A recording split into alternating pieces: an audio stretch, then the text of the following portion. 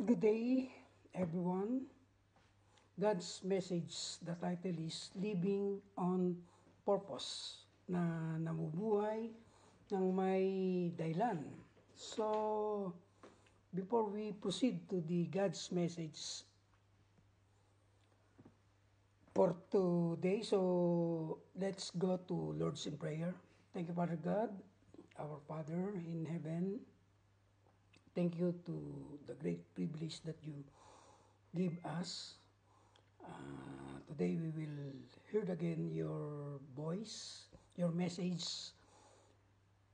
We pray, Father God, we give us a receptive hearts, easy to absorb and easy to understand the message that you want us of you, or you want us to do for our everyday life, and help us to apply this one to our everyday life, and we bring back all the glory and praises to the most precious name of our Lord Jesus Christ. Amen. So the title of this message for today, the title is Living on Purpose.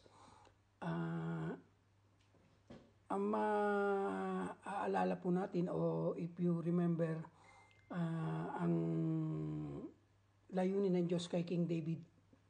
So, nung si King David po ay inutusan ng kanyang amang si Jesse na pumunta at hatiran ng pagkain, ang purpose niya po ay hatiran lamang ng pagkain. Yung kanya pong mga kapatid na sa kasalukuyan, sila po ay nasa battlefield. At nung marinig niya nga po, o nadatnan niya na si Goliath ay nagsisigaw doon na naghahamon at tinahamak ang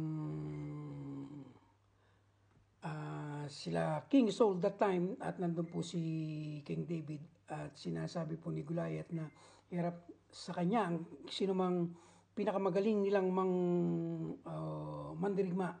At nung marinig yon ni David, ay siya po ay nagpresenta kay King Saul. But ang tunay na layunin lamang ay maghatid po siya ng pagkain sa kanyang mga kapatid. But God has a purpose to King David. Nung that time ay siya lamang po ay nagpapastol ng tupa. So, nakita niya po ron na at nadatnan si King itong si Goliath na inahamon at tinahamak ang lahi ng Israel that time. So, to make a long story short, ay binigyan si King David ng espada at ng mga kagamitan pang digma, but ito po ay tinanggihan ni King David. At si David ay kumuha lamang po ng bato. At yun ang ginamit niyang sandata, o ginamit niyang gamit na ang purpose ay kanyang talunin at mapatay si Goliath. At nung binalatenga na nga po ni David, ito pong si Goliath ay bumaon sa kanyang noo yung pong bato, at ito ang dahilan ng kanya pong pagkasawi, at siya ay bumagsak at kinuha ni King David ang espada. At yung purpose na gamitin ang espada upang ito ay at matalo niya itong si Goliath. So,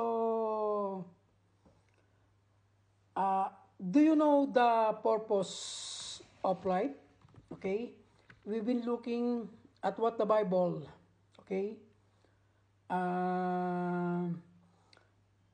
And Rick Warren, in his book, The Purpose of Living Life, say about life purpose, both say we have not one but the purpose for living. What are they review? The 5, we already examined the first D. Today, let's see other 2, okay? The fourth purpose tell us we were shaped for God's service. What does this mean? What's that this mean? Okay? It means we were made to make a contribution in life and not just be a consumer in Matthew 20:28, even as the Son of Man come not to be ministered unto, but to minister, to give His life a ransom for many. So, naparito po ang anak ng tao, that is our Lord Jesus Christ, to minister unto us, but hindi lamang po siya para mag-minister, and tayo po rin po ay magkaroon ng buhay na walang hanggan at tinubos ang marami. Ano pong pinatubos ng Panginoong Hesus sa pamamagitan ng kanya pong dugong nabuhos sa krus ng Kalbaryo? How can we serve God through by serving others, especially other believers? Okay? How can serve God through by serving others, especially other believers? What does it take to serve others? First, we must be available to serve others. Jesus made Himself available to save others. Amen? His ministry has been called a ministry of interruption. By those He could serve, this was also true of the Good Samaritan, is true of us. Second, we must be grateful if we are to serve others. Jesus' ministry grew out of His gratefulness to God. In John chapter 11, verse 41, verse 42, we can see in this passage, o makikita po natin dito, then they took away the stone from the place where the dead was laid. And Jesus lifted His eyes and said, Father, I thank Thee that Thou hast heard me, and I know that Thou hearest me always, but because of the people which stand by, I said it, that they may believe that Thou hast sent me. Amen? So, nakita po natin doon na ang Panginoon, they took away the stone. Siya po yung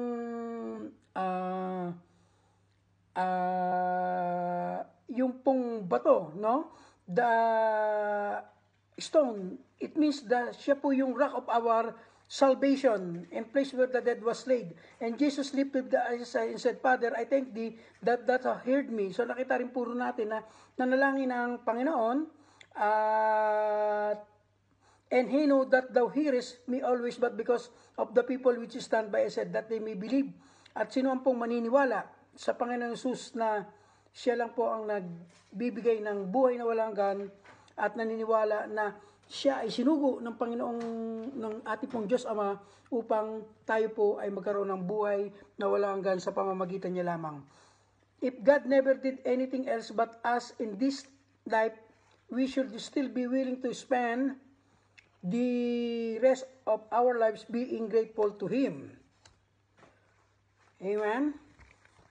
And we express our gratitude to God by serving others, okay? We express our gratitude to God by serving others. We don't serve others really because they deserve it, but because of our gratitude to our God. Amen? So, nakakapaglingkod din po raw po tayo sa ating pong kapwa o sa ating pong mga fellow believer, because they deserve to serve Him, at ito po ay ating pong nagagawa because of our gratitude to our God. Amen? The people first tell us we're made for God's mission. Although our ministry service happen in the church, our mission is in the world. Okay? Our ministry is primarily to believers. Okay? However, our mission is primarily to unbelievers. This is called our witness. So, tayo po ang mga witness na na-witness po natin, at tayo po ay nanampalataya na ang Panginoon ay napako sa krus. Okay? Noong unang pagparito ng Panginoon, so siya po ay dala-dala niya yung kaligtasan. Yung dugo niya pong nabuhos sa krus ng Kalbaryo, yun po yung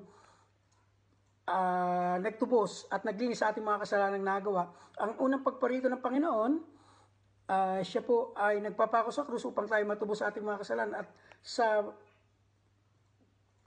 pagkaraan ng 3 araw na namatay ang Panginoon, at pagkaraan ng 3 araw siya po ay nabuhay namang muli at umakyat sa langit, at siya po ang nag-utos o maraming nakasaksi, at tayo pong nanampalataya. Ang mga dating Old Testament or New Testament believer, sila po yung looking o yung nakatingin po sila